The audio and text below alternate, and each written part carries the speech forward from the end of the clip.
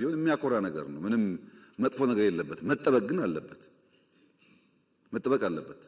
እያንዳንዱ ታሪክ ቦታ ላሊበላም ይሁን ፋሲልም ይሁን ጀጎልም ይሁን አባጅፋርም ይሁን አላላኬላም ይሁን እዚህ ያሉ ፓላሶችም ይሁኑ ይሰሩ ይጠገኑና ለትውልድ ይለፉ ያለበት ምክንያት እያንዳንዱ ውስጥ ዕውቀትና ትምህርት አለ። ሁለተኛው ዕውቀትና እውነት ቢፈልጉት ያለንበትን አውድ መገንዘብ ነው። ዘረኝነት፣ ሰፈርተኝነት፣ መንደሬነት የተንሰራፋበት ብቻ ሳይሆን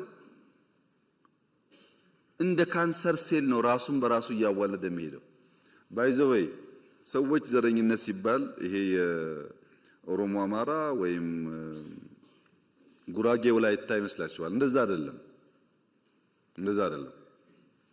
ዘረኝነት ማለት በኦሮሚያ ብትወስዱት ጅማ፣ አርሲ፣ ወለጋ የሚባል በሽታ አለ። ወለጋ ብትሄዱ ሆሮ፣ ቄለም የሚባል በሽታ አለ። ከወለጋ የመጣ ያውቁታል። ጅማ ብትሄዱ ከጌራ ከምናምን ከሊሙ የሚባል በሽታ አለ። አያልቅም። እዛም ጌራ ከተገባ በኋላም አለው። ሰው አስተሳሰቡ አመለካከቱ እየጠበበ የሰውን ክብርና ቫልዩ እያወረደ የሰው ክብርና ቫልዩ ደግሞ ሲወርድ እኔም ወርዳለሁ ብሎ የማያስብ መሆኑ ነው። አንተ ዝቅ እያረክ አንተ እያዋረድክ ልትከብር አትችልም። ግድ የለም ሰብሰብ ብለን ቋንቋ ይለያያል፣ እውነት ነው። ፍላጎት ይለያያል፣ እውነት ነው። ጾታ ይለያያል፣ እውነት ነው። ጂኦግራፊያችን ይለያያል፣ እውነት ነው።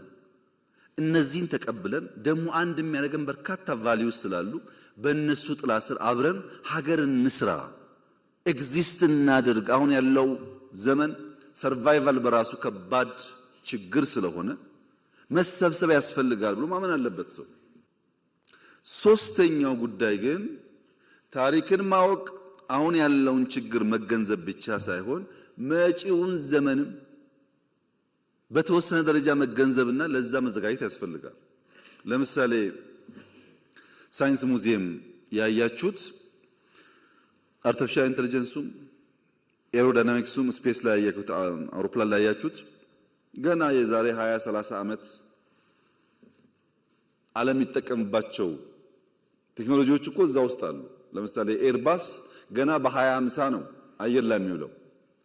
እኔና እናንተ አልታደልንም። ልጆቻችን ግን እሱን እያዩ ማደግ አለባቸው። ብርቅ መሆን የለበትም።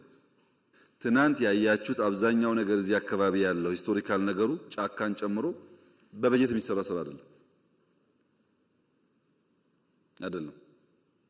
ለምን ገረማችሁ? እንደና እንደናንተ የተሰባበረ ሀገር የወሰዱ ሰዎች እኮ ወርቃቸውን አውጥተው የትዳር ቀለበታቸውን ሰጥተው ጸጉራቸውን ቆርጠው ሽጠው ለሀገሬ ልማት ይዋል ብሎ እኮ የገነቡ ሀገራት ታውቃላችሁ።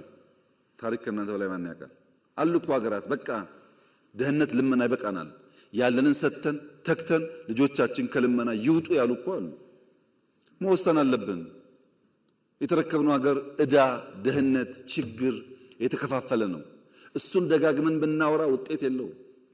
ከዚያ ለመውጣት የሚያስችል አቅጣጫ ቪዥን እና ትጋት ያስፈልገናል። ያለንን ሰጥተን እንኳን ልጆቻችን አሁን እናንተ ካላችሁበት ላይፍ ሻል ያለ ከኖር ጥሩ ነገር ነው። መደገም የለበትም። የኛ ችግር መደገም የለበትም። ችግርን እያየን በመካድ ሳይሆን በመጋፈጥ፣ በመሸሽ ሳይሆን በመጋፈጥ ተቸግረንም ቢሆን እቺን ሀገር ካለችበት አረንቋ ልናወጣ እንችላለን የሚል እምነት መምህራን ካልያዙ ማን ነው የሚይዘው ነው ጉዳዩ። ማን ይይዛል?